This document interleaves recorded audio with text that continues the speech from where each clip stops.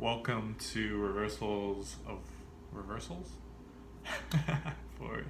Already messed the thing up. This is my episode. Welcome to Reversal of Fortunes, part 11 out of 12. This is the first episode that I have been deemed to take charge of. And we're going to see and maybe the last. Maybe the last. But what does take charge of mean? It means that I put together the plan for this episode. And put together a plan that I think we'll both enjoy. I think it will be good for us. We've been doing this series. We've done 10 episodes on Reversal of Fortunes, our own Reversal of Fortunes, and we've gone back and forth on what that means. But basically, why don't you want to recap what the Reversal of Fortunes means a little bit for our new viewers, or just Sure, yeah. When we first started, it was very cut and dry, kind of taking it as the timeline of our services here in the Army and how we swapped roles, and one of us, seemingly him, kind of had a worse fortune. The fuzzy end of the lollipop, as they say. And me, I had my fortunes improve. On paper, that was kind of what it was like we were exploring in that timeline and just along each part of that timeline. Mm-hmm. Then we opened it up a little and we were like, wait, not so literally. What's that even mean? We had a different idea of what reversal of fortune meant. We thought of like the context of where that term came from. We talked about Yahuwah, our creator, in the context of this term and our stories. We talked about just like some of the changes that have happened to us since we've been here in this army, and how things have gotten better, worse. What does that mean? What is better? What is worse?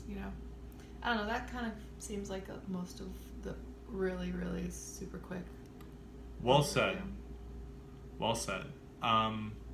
So this episode, it's going to be a kind of different format a little bit from previous ones. We're going to be doing a Q&A with each other where, we ask each other kind of like the same questions back and forth. We've done that a few times. It's not a new Not format. the whole way through. Oh, okay. I am a revolutionary. I have invented this. Yeah, just so you know, this is the best episode we're ever going to have.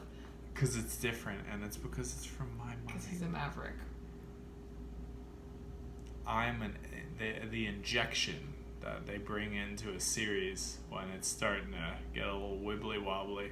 Oh, was this series getting a little wibbly wobbly and needed an injection of pure bad boy vibe? Pure bad boy haste and decision making, and subpar effort.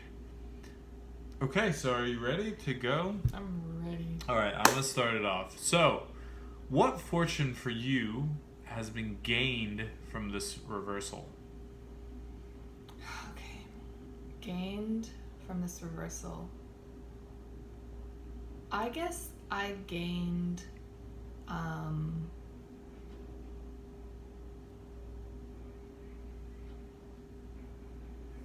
to think of how to say this.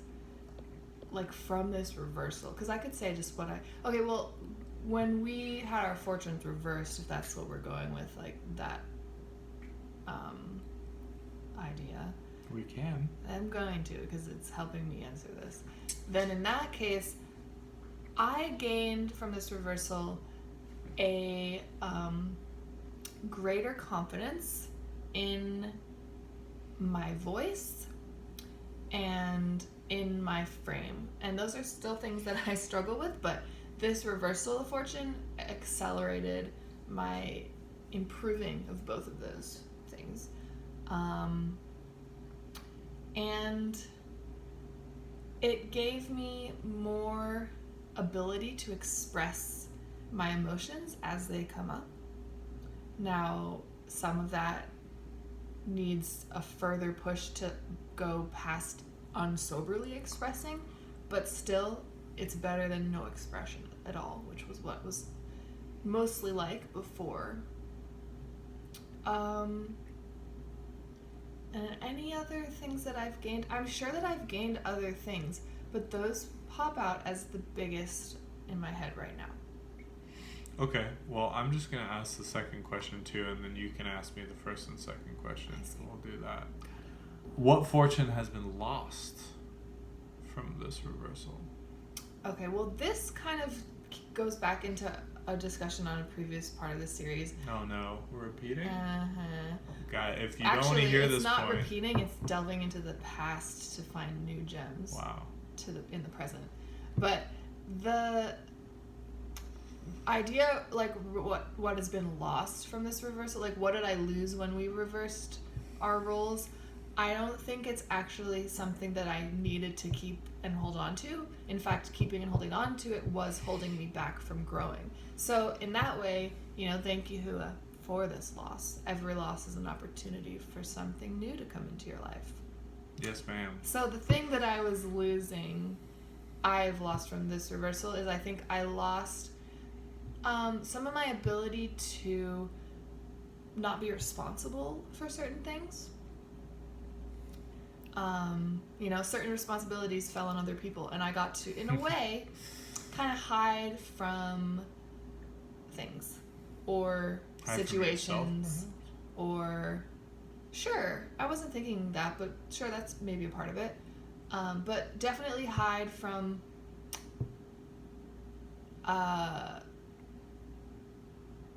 consequences or accountability around things that happened in this army, basically. And I think I also lost a little bit of my ability to be passive in certain situations, or merely just like not be in the driver's seat, be driven. Okay. Incredible. Thank you for sharing. You're welcome. It's your turn now. Thank you. This is so organized. Wow. I did this. I read up all these questions myself.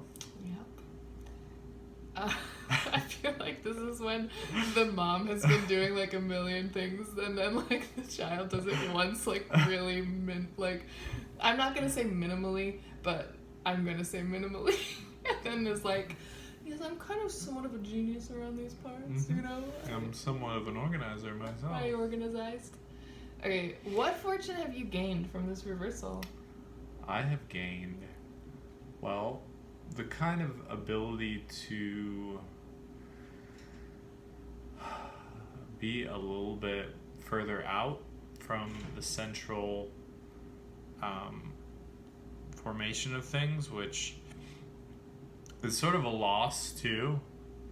I'm just going to answer the what have I lost and what have I gained at the same time, because oftentimes my losses are my gains in these situations. So what I lost, I'll start with the losses. What I lost was a greater access to like the core storyline and like the access to the generals themselves and things. Can I say something? No, you can wait. That's important. No. I'm just kidding. I have no power. I lost my power to decide when or not I can be interrupted. Well, I just wanted to say, for anyone who's a new or first-time viewer or who hasn't watched all 10 other parts of this, because there might be quite a few of those people, we're talking about the reversal of fortunes that happened specifically in Daylife Army, where I became his manager and my rank changed to that was below his, so like higher up in terms of like pain matrix things. We have an inverted pyramid, and his rank became higher and very high, above mine. Extremely high. So he was being managed by me. So that was the change, the reversal. Continue. So I lost kind of as much of a connection to the feeders and the story. At first I was like, oh, woe is me, this sucks.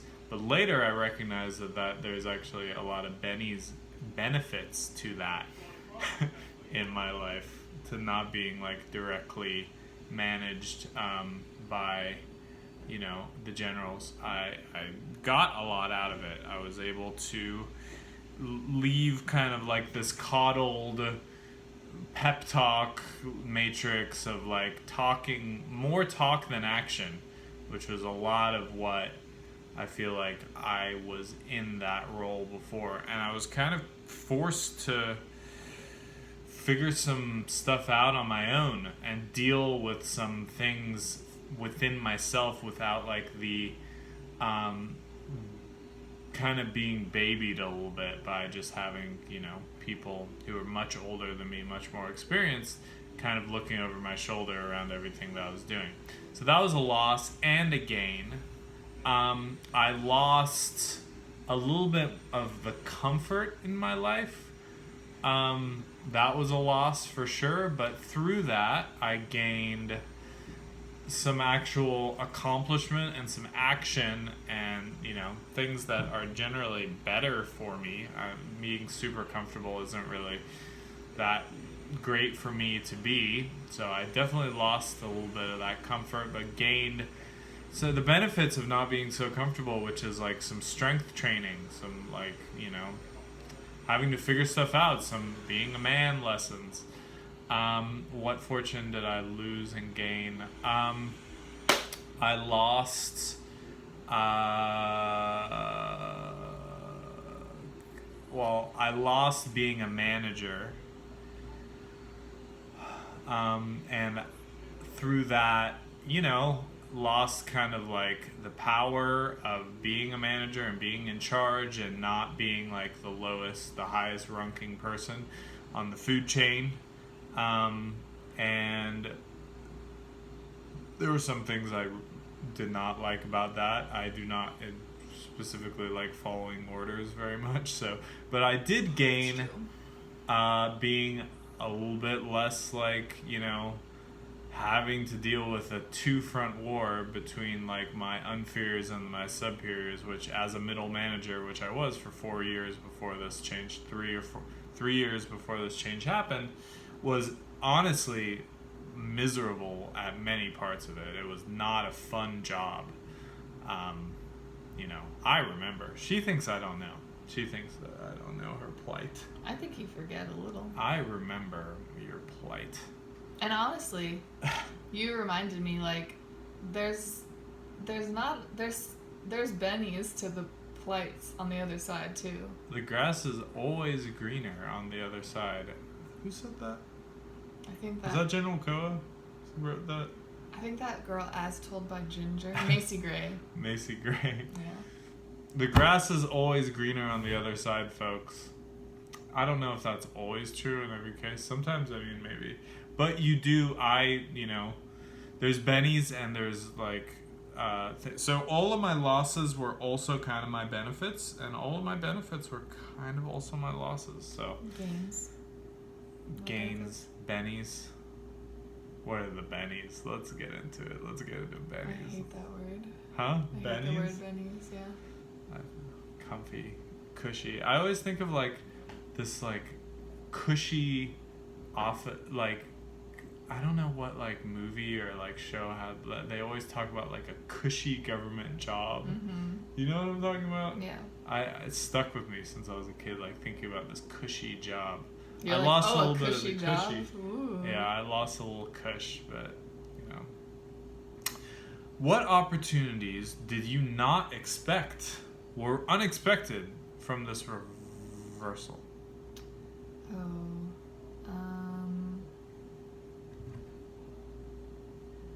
I don't know. Like, I don't know if I had any idea what to expect as opportunities. I think that I didn't expect... I'll tell you one thing. I did not expect I would enjoy bossing people around so much. And, like... She's a bossy bitch. The thing is, I was a bossy bitch undercover, denying that actual, factual, real part of who I was. And I was lying to myself and the world with this idea that I was meek, submissive, and, like, just wanted to be told what to do. That's not at all true, because in my inferiors, my feeders can tell from first-hand experience. I don't do what I'm told to do, even when I pretend. So I think that I didn't expect for more of my true self to come out, and for that true self to be someone who did enjoy giving orders, managing other people, and just being a more dominant force that I didn't know I had in me or was super uncomfortable with beforehand. Killer. And, you know, like, on that note, the opportunities that I missed during this reversal, I don't know if it's missed because... Okay, so you're answering question number 4. I'm combining them like you did because it is a better way of doing it, I think. The opportunities that I missed during this reversal were, like, starting that change and doing that change in a more sober and professional and appropriate and responsible way.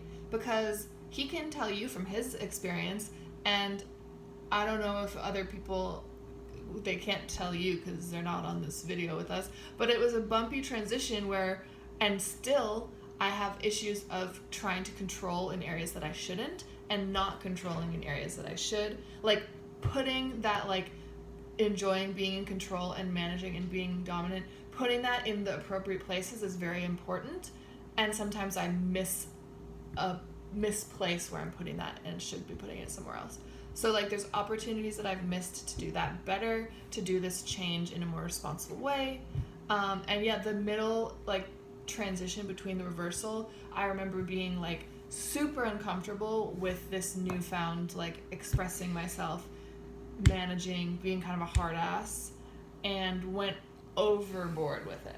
I went, you know, I took it very far, and then I was, like, reining it back, getting in command of myself a little bit more, because I think that everyone can imagine that if a sign of someone who's, like, actually not confident is they're, like, overzealously doing whatever their thing is that they're doing. Like, if you're confident in your role or in yourself, like, you have a poise about you, even if you're reaming someone for, like, a mistake they made or a violation, or being very strict, you know? I got the scars to prove it. Thanks for going through the learning journey with me. Oh, it was sometimes my pleasure.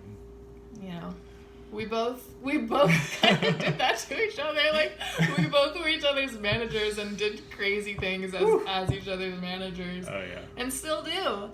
Maybe that's why it's the two of us just learning all this shit. We can make it if we try. It was like, we're not bringing other people to this in a IRL way. I'm not saying we don't do things with people URL. I'm just saying there's probably a reason why there's not any, like, others in our unit with us right now. Just that we are, like, on the ground managing or interacting They with. can handle our hijinks. We probably couldn't handle their hijinks. And when we do, just, you know. That'll be hell to pay. Man, oh man. Can you even imagine? So anyways, what about you? Are you going to ask me the question? Oh, let me read them. Okay. What opportunities did you not expect from this reversal? What's the second? And the second part, I guess, of that question is, what are the opportunities that you missed during this reversal? Okay, what opportunities I did not expect during this reversal was that, you know, I didn't actually mind so much being kind of, like, out of the loop, and that it allowed certain freedoms in just, you know, not having the same kind of levels of responsibility that I did before. I was kind of recognized that there was actually something in that could be enjoyed. I didn't expect that I was I didn't expect that I would stick around and to like keep doing it. First, I was like, "There's no way I can do this." Having me manage you? Oh yeah. Yeah. No way I could do it. And you know what? I think a lot of my anger came in response to just how loud you made that fact clear in your ways of being. Mm-hmm. Yeah. So I didn't expect that I would stay and actually do it and make things work through that. And I did not expect that. I didn't really expect exactly what the difficulties were going to be. Or that I expected that it would be us doing this, just you and me, for this long.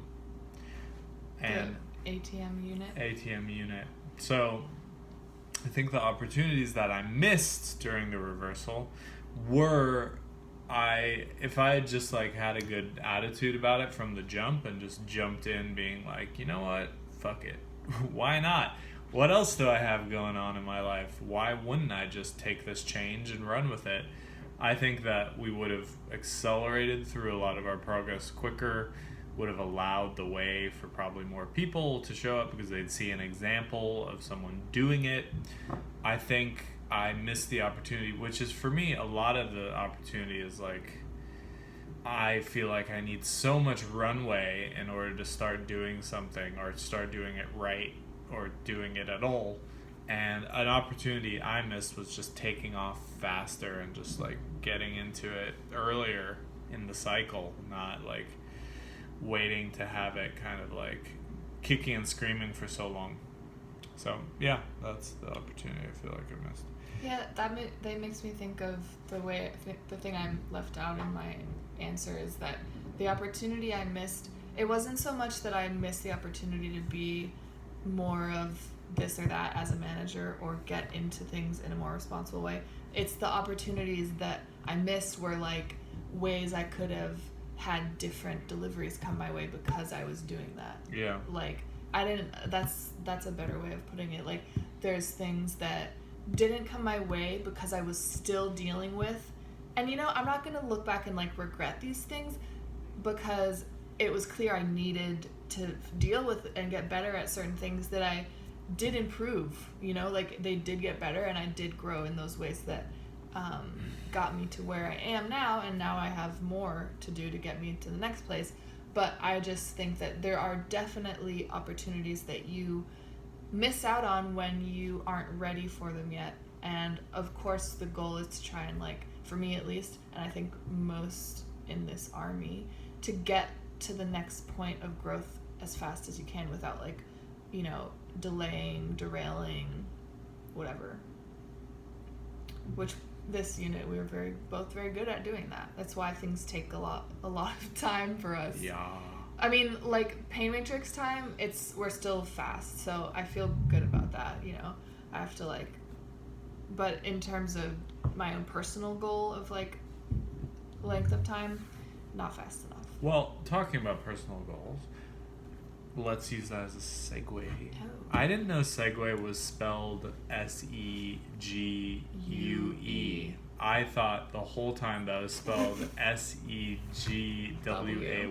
like the things that you ride around, yeah. Segway. I thought that was just the way so like when I would read, I would be like, Seguue? What is this? But I kind of knew the meaning, but I never sounded out to be Segway. I think that happened in the last couple of years. Well, anyways, what was the segue itself? Oh, let's segue into the. Did you forget?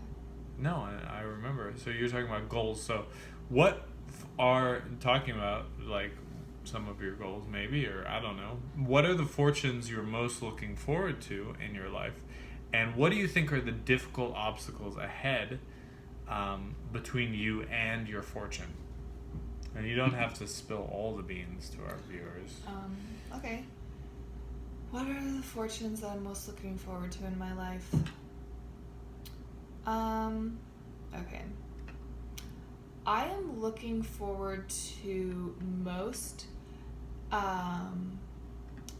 my general co was talking to me about like the frequency at which you kind of vibrate or you're at, and like, or the resonance you're at with Yahuwah and with like how the plane works or whatever. And there's like certain ways that when you're like doing, what's the opposite of resonant? Like when you're doing like dissonant activities, you can't naturally even see or be in around or receive certain things because you're not at that frequency to match to get them, right? And I feel like the thing I'm most looking forward to in my life, I could go into all these specifics and like details, but really what I'm looking most forward to is to have a better resonance, a higher I don't like the way that the New Age movement is like co-opting all of these things. And everyone's supposed to be context. Like, no, like I just want no bass. I want all treble. I want my frequency to be like just working and changing to the point where more things are coming to me and I can integrate them into myself and my experience and my life. And some of those things do have to do with like more people that I connect with without kicking or rejecting them, or just so like, these are the obstacles that stand in your way. The obstacles are like the ways that I mean, you could go biblical and I could tell you like what my sins are that are separating me from that. But like that would be a whole 12-part series on your sins alone. No, right? I'm just saying my sins that keep me from the fortune that I want are like the ways that I lie to myself and deny my feelings, how I'm feeling, and processing those feelings. They're the ways that I curse or teeth kick others out of fear of vulnerability and connecting and trying to control other people. Like really, I really try to control other people, and it's in how I communicate with them, and it really does just like, once that's fixed more, I'm excited for the fortunes that will come my way in like the form of just like a connection with another person that like isn't discordant. It like only raises both of our experiences and like makes things happen that are more aligned with like my purpose. I just want that stuff. I want myself to be resonating in a better frequency so that those things can happen more and like faster and better. Does that make sense to you? Yeah. Do you get it? Mm-hmm. So, does that answer what are the fortunes I'm most looking forward to? I think you answered the question.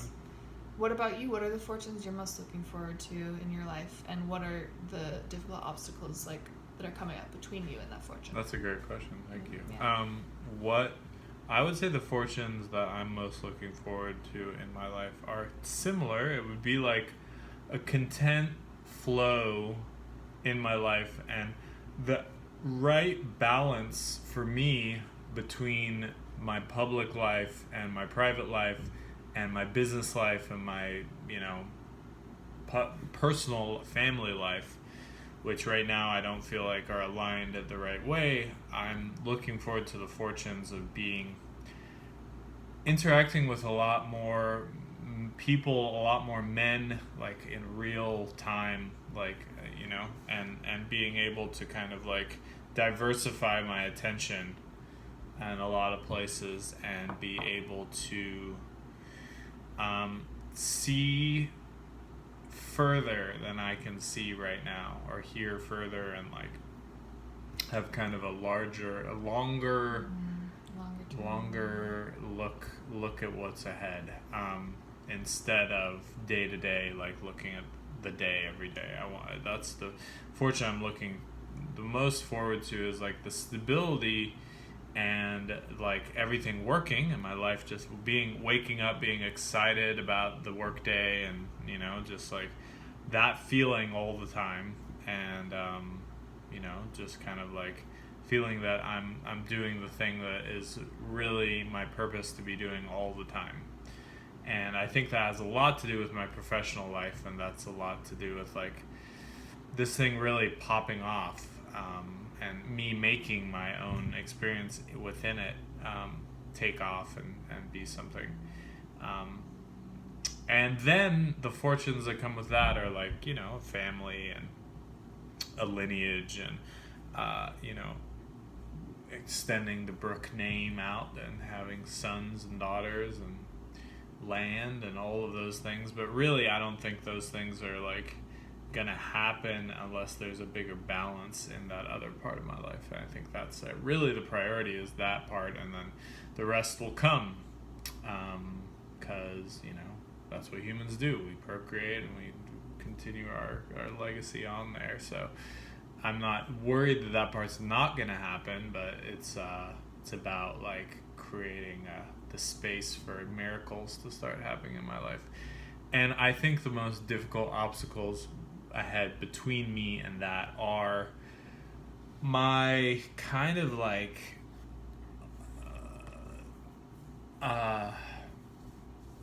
my misguided ambition, or like my not trusting that where I'm placing my ambition, and not like believing, like a lack of belief, a lack of faith every day, and a lack of, you know, thinking myself as too small for things in life, like thinking that I am not capable or worthy, or like able, more than worthy actually, just more capable or able to do the things that would ensure all of those fortunes to come.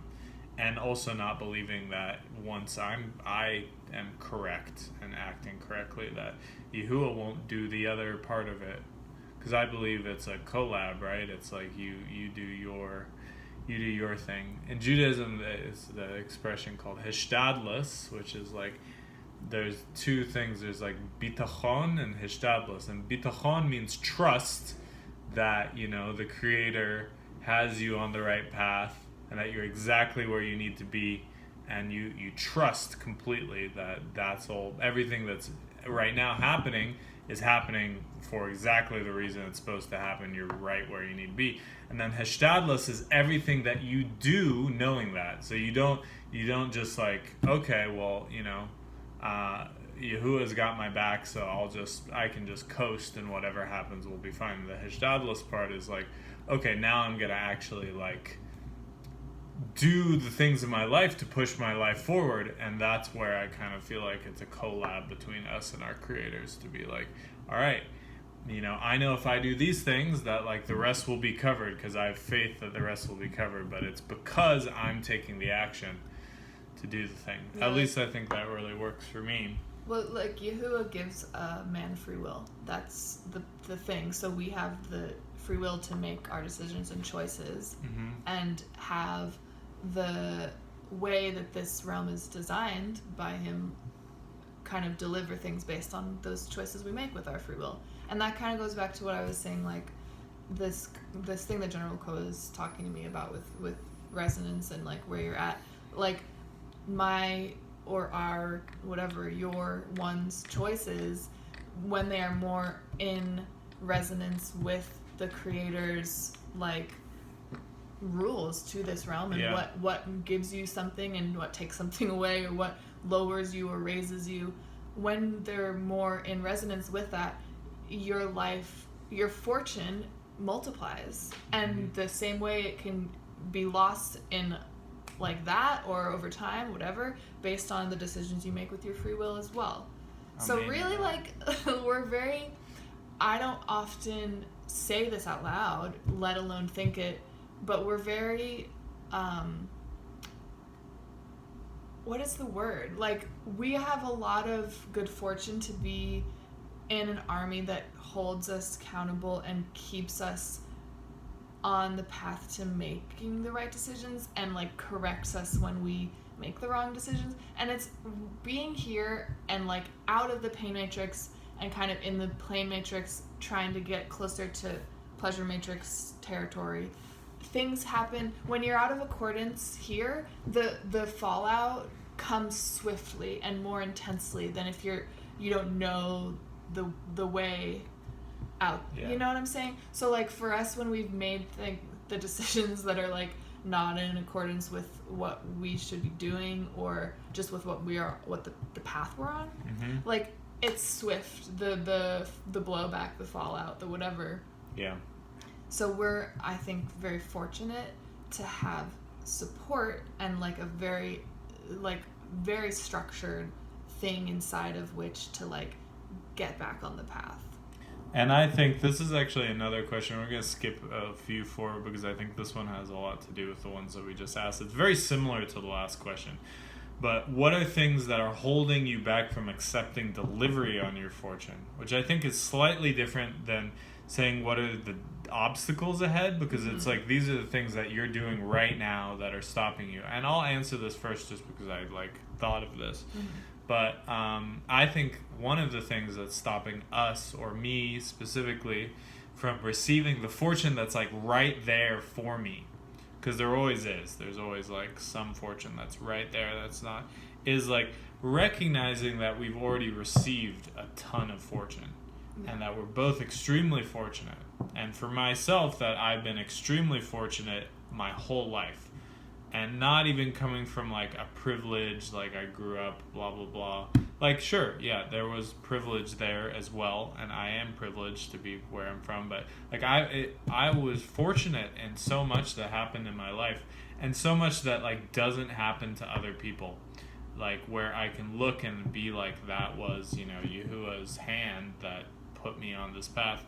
And fortunate to be like you were saying, like, not only in an army that like helps realign ourselves, but just to have found the pleasure matrix when we did, instead of like either getting to it when we're really old, or you know, getting to it when a lot of the real estate is already gone, you know. Imagine when there's a million cults and they're already there and you like, right, then you have to be a normie all over again. Yeah. So I think maybe not appreciating the fortunes that we already have and have gotten, and thinking, woe is me, when is our fortune going to come, is holding us back from getting to our fortunes. Do you have anything to add on that? Oh, so what are things that are holding me back from accepting delivery on my fortune? I think that I actually like, this is crazy because it's really unconscious behavior that you would think anyone talking would be like, why would you do that? Like, that seems crazy. But everyone does it, and to a certain degree, lots of people do, at least. As a white woman, I think it's very common for my white woman programming. White women, we do this a lot. But, like, it's way, almost at this point, natural for me to accept horrible things. Like, when I have something bad happen to me, or, like, something is a misfortune, I can accept delivery on it easier. Like, and I don't know exactly how to explain this yet, but I think it just has to do with like being uncomfortable with positive deliveries because of the mania that kind of gives me, and like my inability to process it. It's like uncomfortable for my body, and it can't like integrate super positive deliveries. Like, it makes me really anxious. Like, you can be anxious about bad and good things. And I think, like, I don't know. From my track record of the things that have happened in my life, like, I don't know how to explain it except for, like, when the really bad things have happened to me in my life, it's kind of been, like, I've had a better time of accepting that they were happening. Is it like a safety blanket in a way? Maybe for me specifically, because of my own specific traumas and how early in my life they happened. I don't know. Maybe it's like I'm used to those traumas and almost gaining something off the backs of those traumas, like the energy that came from it. So maybe which is how the pain matrix works. Yeah, and it's everyone to an extent is used to that cycle. But I think for me, that cycle of gaining energy off of a breaking of a bond, or of a tragic or a bad or a negative thing, and then like moving forward from that energy. I think I am a little bit addicted to that. So I keep wanting to and keep doing, creating bad, quote unquote, or like chaotic or negative things to get the energy to do the next thing. And yeah, this army doesn't really work that way, so I'm not I'm discordant with this army's frequency, if you will, because I'm trying to learn through this army that way. So it has a even bigger blowback here than you would have in the pay matrix, where that's kind of how the pay matrix works. So you're in accordance with pay matrix frequency when you're doing that. You're like, yeah, I just got this promotion because I just got this part in this movie because my daughter just died. Or like this Nick Cave like wrote out this album after his kid fell off a cliff. Yeah. Like Young Lean. Yeah, all of that. So for me, I'm holding myself back from the fortunes that I have because I'm trying to get there through negative deliveries. And what I need to do is just be able to accept positive deliveries, be able to gain energy from creating bonds, basically. Okay. It's kind of a strange question, but how do you expect to reach great fortune? That's some of these questions, when I was reading them, I was like, okay. What? That one, and then no, never mind. You know what? Let me not shame your questions. What's wrong with this question? There's nothing wrong with it. I know it's a little future leaning for you, but how do I expect to reach great fortune? I mean, you can make it about your past. How have you reached great fortune in your past? Okay, that's yeah. And I'll do the future version. Okay, so in the past I've reached great fortune. Well, kind of how I'm saying, like I had something bad happen to me and I used the energy I gained off of that bad thing to go out and get the next thing. So for examples, like let me give specific examples with this.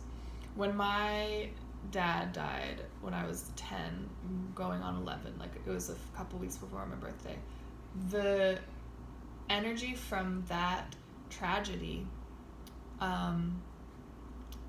gave me the drive to, outside of anyone telling me to, and not actually telling anyone, apply to a boarding art school and get a scholarship and get my uncle to pay the difference after the scholarship, because my uncle was my dad's brother, and that wouldn't have happened if my father hadn't died. So like getting this really amazing education and experience for 4 years at like an idyllic New England like Victorian boarding school, like it's like out of a storybook. Yeah, and it wasn't something that would have ever happened to me otherwise. Like no one in my family went to anything but the public schools. My mom, my dad, my sister, their siblings. Actually, my dad had one sibling who went to a private school, the eldest, for some reason. Like they were in Egypt and she stayed in America or something. I don't remember. Anyways, that I was trying to think. I was like, they're in Egypt? Yeah, I would expect that if you lived in Egypt and you were American, you go to a private school in Egypt. Yeah, I don't know what the situation is over there. I would think.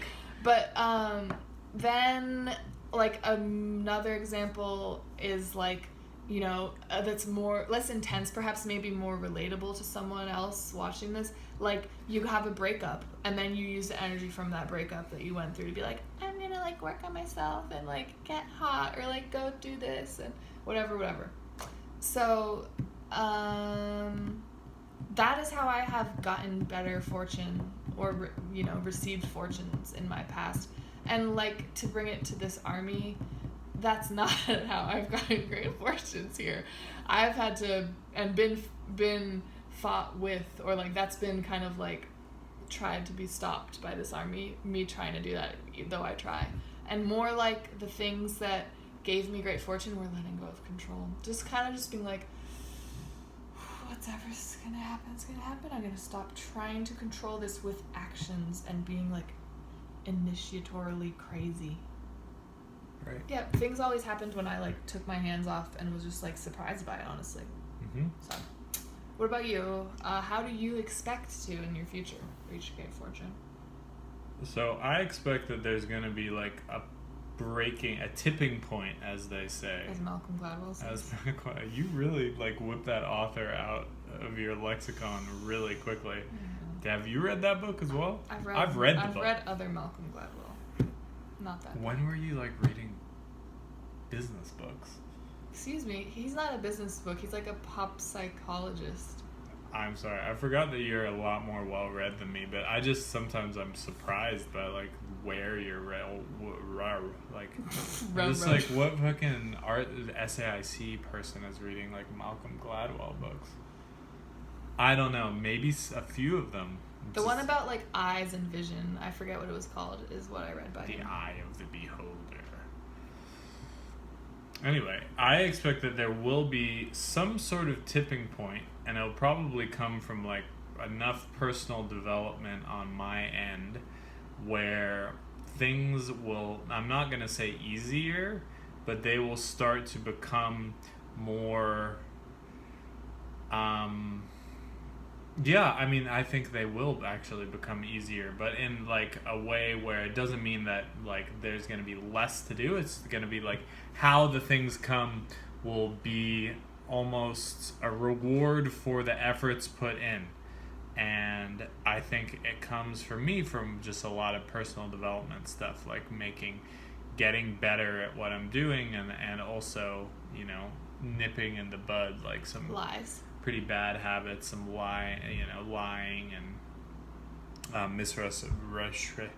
misrepresentation. All things under the umbrella of lying. The lie umbrella. I feel like, oh wait, can I just say something? No. No, I will. No. I will. I feel like you have this idea that like there's like capital L lying, and then there's all these other things that you say, and I'm just like, those are just forms of lying.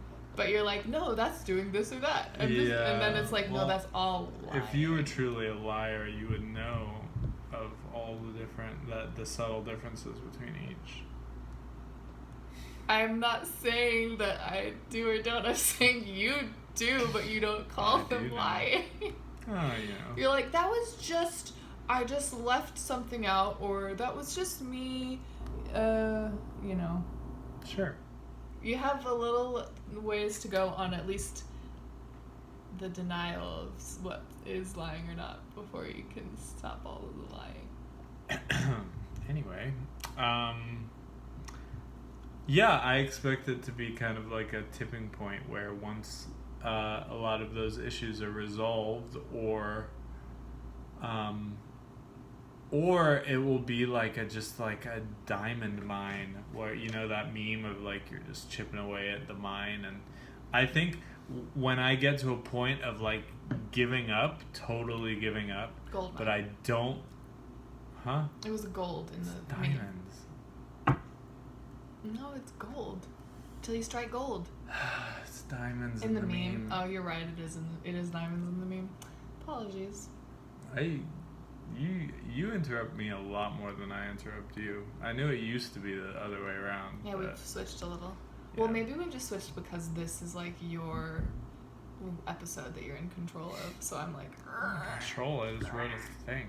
You're kind of leading it. I am a commander of this live. So I expect that once I've gotten to the point of like giving up, and I have a melt through of like no, and I break through that final 1.5 feet of rock, and that's where my diamond mind will be. And maybe I've just turned around every time I've been about to strike diamonds. And I think the next time it'll come from not turning around at the given moment. What does turning around mean? Being like, you know, fuck, this is too hard, I'll just violate again, or I'll do this, or, you know, I don't believe this is going to happen, I'm going to stop trying, or I'll just give up. But just giving up in whatever way. Is there anything that you've learned from movies, TV, or books about, or just like pop culture, like the story, like what in story have you learned about the receiving of a great fortune?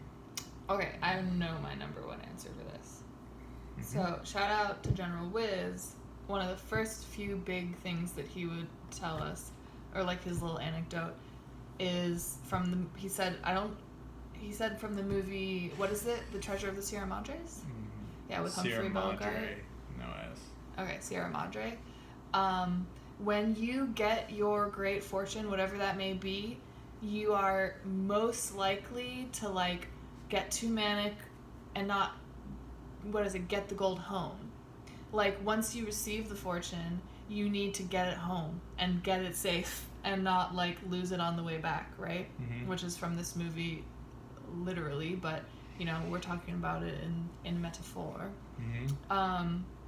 And so he told me, and I watched that movie, but I think that I thought about that because in little micro ways with small fortunes, that's happened to me. Like I am really prone to get manic easily. Cloud poison. Yes, cloud poisoned. And a lot of times that makes me like not pay attention at the most important part. And this is what he was saying too, like the most important part actually of getting a fortune is that last bit of getting it home.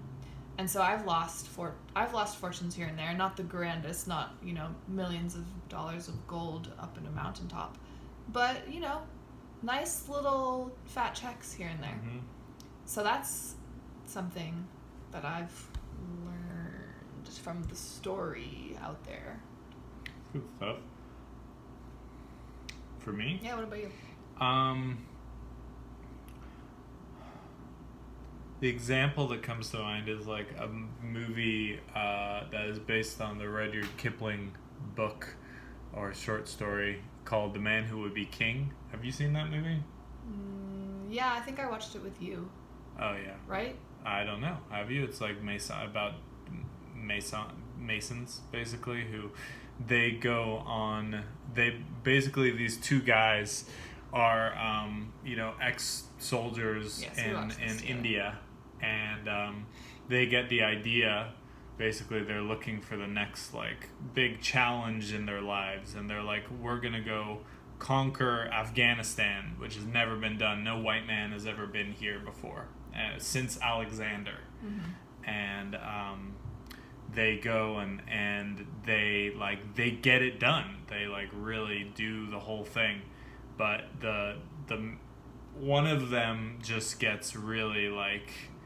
tempted by Satan, and not to say like them going and it was a little bit of like a conquest. It was a little bit pain matrixy in like what their goal was altogether, to be like the white conquerors of like this nation, but just on a purely like they set out a goal, they achieved that goal, and instead of like being like, okay, this is our thing, one of them like got lost in the sauce.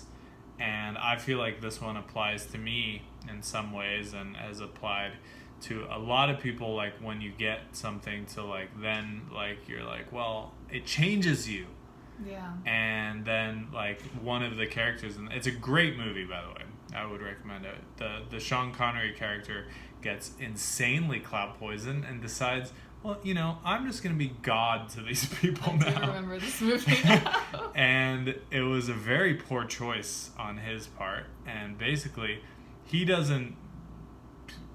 Their dream and what started off as like a quest, and a lighthearted quest, turns out really poorly because they couldn't take their wins, take their W's, and then like, it's almost like leaving the table, like when you won a lot, like, like leaving with your winnings and being like securing it, like getting it, it's bringing the whole, integrating it into your life, not just getting like insanely clout hungry and just poisoned and going for more. So that's one thing I feel like when good things happen to me sometimes, I can use them as a way to like abuse them.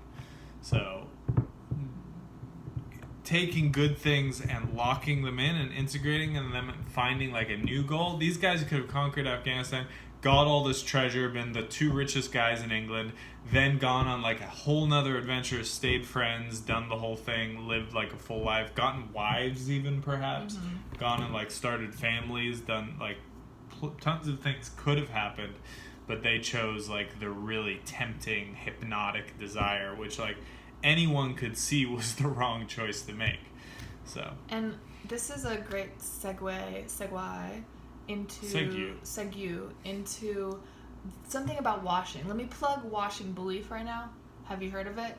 The thing about washing belief is that washing belief can accelerate growth, so you do receive fortunes. Like, we've gotten things from washing, and when those things are gotten, if you weren't washing your belief and you were just receiving fortunes out in the pain matrix, like he's saying, most people, and it gets even harder to not do this the bigger the fortune, most people will get cloud poisoned from that growth, from the things they receive, because the ego grows as you go through this process. With washing belief, the gains happen, the fortune, the growth, but it's like the act of washing is harvesting your ego.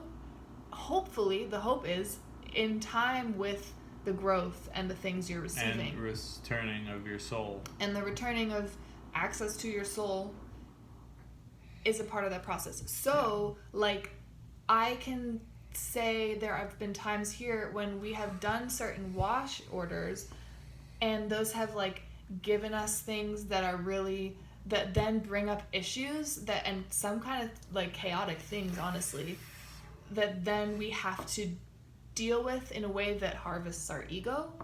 So that is how we integrate those treasures from each wash order. Yeah. So, like, if you don't have this process, or if you're not even really aware of the process, and I have done this with people who have sent in wash orders that I'm facilitating.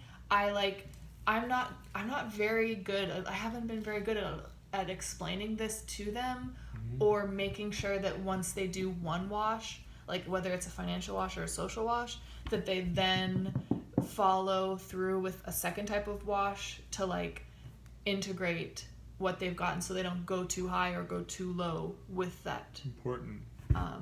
So just a little tidbit. Make a wash if you're watching this, and we'll chat afterwards. We can tell you what to do next, how to integrate what deliveries you get from it. Well, I think that ties perfectly into question number 10. We got 3 more to get through. This one is basically what we've been talking about. What are some of the ways you would react upon receiving fortune that might be stopping you from getting more fortune? Like, for example, in The Man Who Would Be King, he got his fortune cut off because he decided to turn it into, like, well, I'm going to be a god now. And that was quickly revealed. With his fortune. He did, and he was quickly revealed to not be the case, and he had to, Sometimes I feel like Yahuwah gives you a fortune as a test to see what you're going to do with it, or, give you an opportunity to make whichever choice, and then, giveth and taketh away if it's the wrong path you choose. I mean, I think in my own career here, I think I was given fortune in this army fairly early. Like, I came on board and I had 3 people, like, who were under me. I had more people on the way. I had, like, a car that, was in my command. Like, we had all these resources and people at our disposal. And then after those people left, more people came, and more people that I had, and there was so much opportunity there if I had actually recognized the fortune there and turned it and built it into something. But rather, I used it as an excuse to, like, do less, or even, like, misguide some of the people I was with, or just, use them as a way to, like, use all of my rackets on them and not take advantage of the fortune that I'd been given, the fortunate position I had come into this army with, to gain. And so then it kind of led to, that fortune was taken away, and I had to start with, so kind of from scratch a little bit. And I got a lot from starting from scratch. I'm not even saying, it may have been what needed to happen for me in my life, but I can definitely, hindsight is 2020, see all of the ways I reacted to fortune that were rather unfortunate that I went for. Well, that's what you just said made me think of, like, the times where you received all those things. Like, that was a time where this was DLA was in its beta testing, right? Or its alpha and beta. I don't know the terminology with that stuff. Like, it was run by Wiko. Like, Wiz and Co are running it, and therefore, like, I think this relates to how it happened with you, and probably with me in maybe different ways, not exactly the same. But, like, we got all these things without doing a lot of the work ourselves. We got them because we made the decision to be in Wiko's cult, but, like, we didn't start it or run it, and therefore I think in the way that this is relating to another washer right now story, but like getting a car without paying for it or knowing the value of it, you're gonna go and crash the car, or you're gonna lose it, or you're gonna keep it really dirty and depreciate the value like that. And I think that kind of happened here with the army when Wiko had started it and was running it. Like, we just kind of, our fortunes, we discarded them. We did the wrong thing with them, so we lost them. And now we run DLA, you know. I have my CO of the JLF military, but the army, you know, it is something that we have made what we've made of it so far because it's like us building it up from what we have, and like it stems from that. It's like we're trying to be the adults who create the thing now, so that others can be like us and come reap the benefits and ruin it and try and ruin it, try and destroy it. So I guess to answer, that's kind of my answer to that, like how I reacted to receiving fortune, how that kind of worked in this army context. What stopped us from keeping those? Got it. Do you feel like someone else has your fortune? Has your fortune? That's like, what is that? It's not a weird question. I just don't know what you mean. Okay, ask me. What does it mean? Well, I don't. Just ask me the question. Do you feel like someone else has your fortune? Sometimes I do feel like other people have my fortune. But then I have to remember that my fortune is something that's completely mine. But yeah, I do think that other people sometimes have my fortune when, you know, I look at 20-somethings who are millionaires, who are driving like fucking super nice cars or living in penthouses in Miami and just made it on crypto or whatever.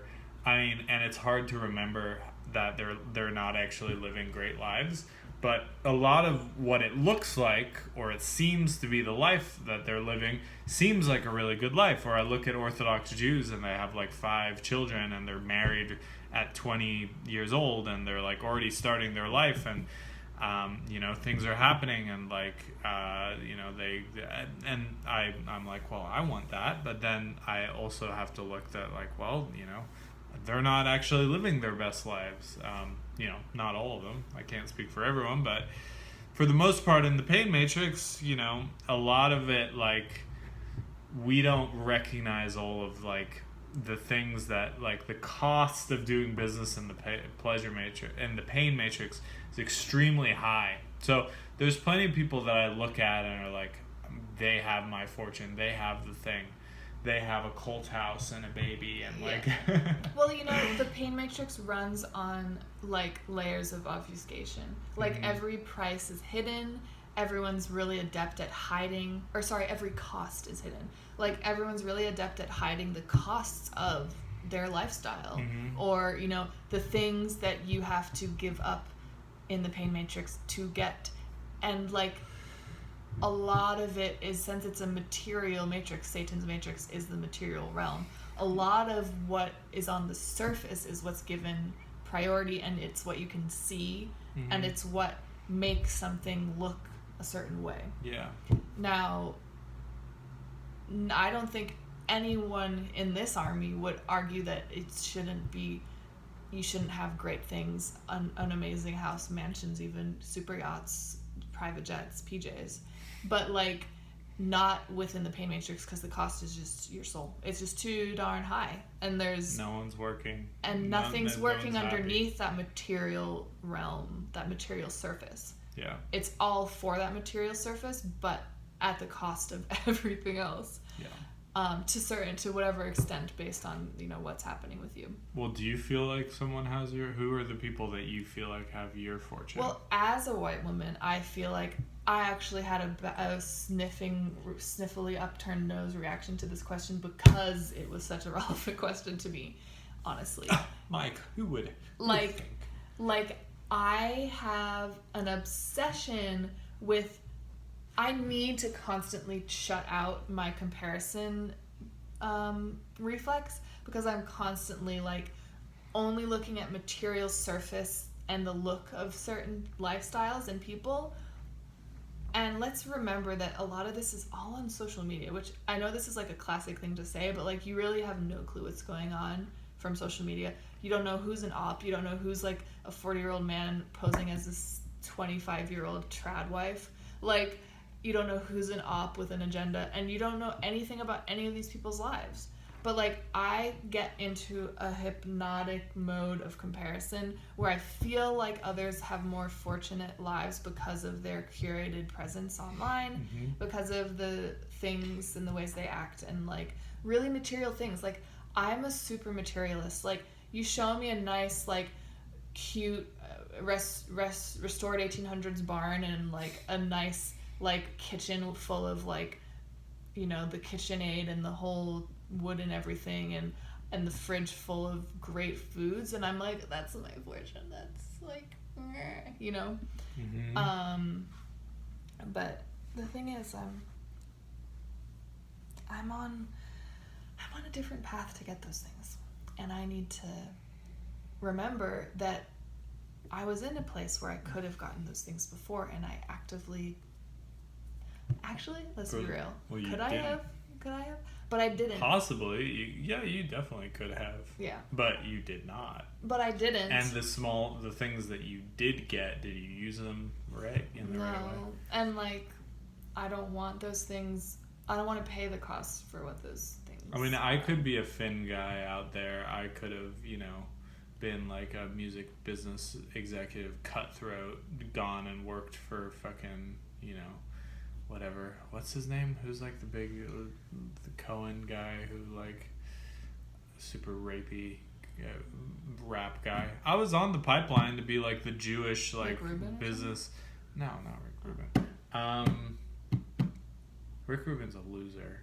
Like, I'm talking about like someone who owns a record label and does. Rick Rubin's just like a little like he's he, a like, little he fondles the artists like.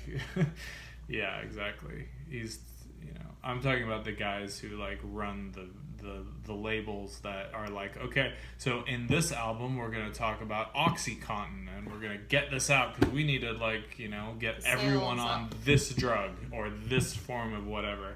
That's all run by, you know, people that I was on the hip hop path. I could have followed it. I could have figured out. I could have committed fully to just like being that person.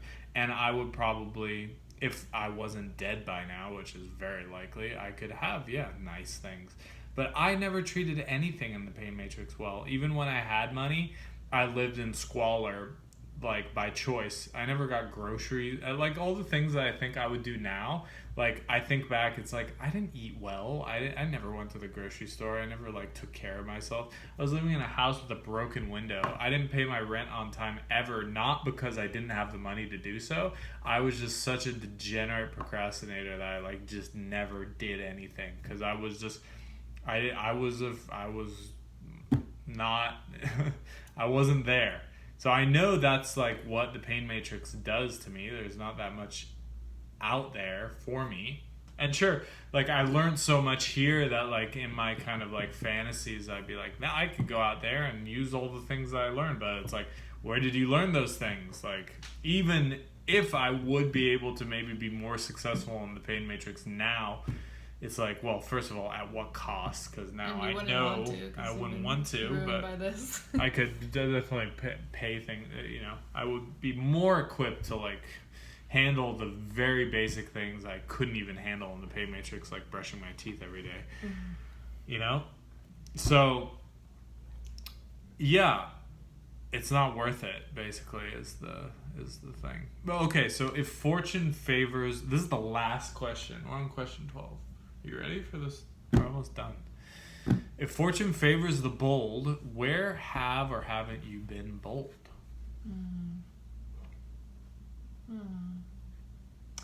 Well, bold, what does bold mean? Because we talked about this last time, I guess, what bold means. But I think that, like, sometimes I need to not be so bold. I don't know. I'm just saying. I think sometimes I make some bold decisions, take some bold actions, and then... Maybe that's the bold choice for you, not being bold. Yeah, that might be the case. So maybe, like, my bold is hanging back, taking into account what it is I might be about to act on. Not doing it. And literally waiting. Like, it's so hard for me to have something that I want to do and wait. Oh my God. Like, I literally have to just, like, immediately do it.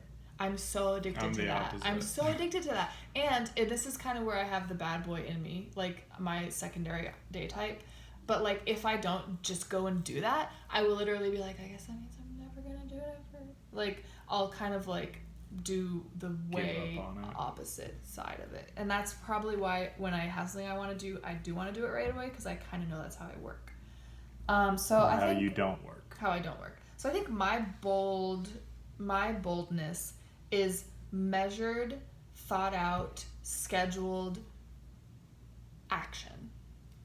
Less action or non-action? No, I'm saying like... The action is extremely scheduled. The action is extremely scheduled, thought out, and like time is taken. It's you know, it's relaxed. It's breezy. And easy and breezy. So, like, you know, fortune favors that kind of bold for me. And I do think that fortune favors the bold, but the bold is totally different for each day type. It is. And, you know, there's kind of 4 day types, maybe even 8. So. Wait. There's maybe even There 8? is 8. I'm just saying, for those who are watching that might not know this, there's actually maybe more than 4 day types once you get more drilling down to the details. So that's like, for each of those day types, there's a bold action, and it just differs depending on who you are. So it might not look like bold. I think for me, where I am given fortune for being bold is for taking risks, but like not being risque. Very like orthodox. There's a line between taking a risk in that you're like risking your own like things that you don't want to lose, but not being risky with like other people's shit. And I feel like bad boys we're like, I'll be risky with your shit, sure. Oh, your money? Let me go take your money and like go gamble with it. We hoard our own social capital, our own emotional capital, and all our, I don't know, financial capital, sure, probably not really applicable in this case as much, but like, yeah, we don't risk the things that we have. We don't go every day and risk everything that are like we have, but we're happy to be like, oh, the organization's reputation, your account, this blah, blah, blah. We'll be like, I'll risk all that. That's no problem. I have no stake in that. So I think that fortune favors the bold for me when I'm able to spend things that I've been hoarding or vulnerability that I'm not spending. And when I do spend those things, then fortune's like, hello, let me be your friend. And that's it. Thank you for joining Reversal of Fortunes, part 11 out of 12. We have one more part in this series. She's looking at me because she's like, no, I'm not. I'm looking at a robin picking a berry in the reflection of the television. Really? Yes, you missed it. Damn, so slice of life. This has been another episode of Reversal of Fortunes, part 11. The last episode is coming up. That will be the ending of this arc, and then we're going to start a new arc. Can you imagine? I don't even know what the next arc is going to be. It's super difficult. It's going to be super hard. Is it actually, or are you just being like... No, we're talking about... Yeah, it's going to be hard. Do you know what it is? Yeah. It's something that's been planned for a while, right? Fuck. Excuse me, language. Excuse you, me. Yeah. Anyway, now I have to just be worried about that. I'll take it. Worried about the future for you? That's great. Take it off my plate. Okay, Are you so popping we all got the super chats yes. that you got? Millions. That's it. That's part 11. We'll see you for part 12, and have a great rest of your day. Take care. Goodbye. Like and subscribe.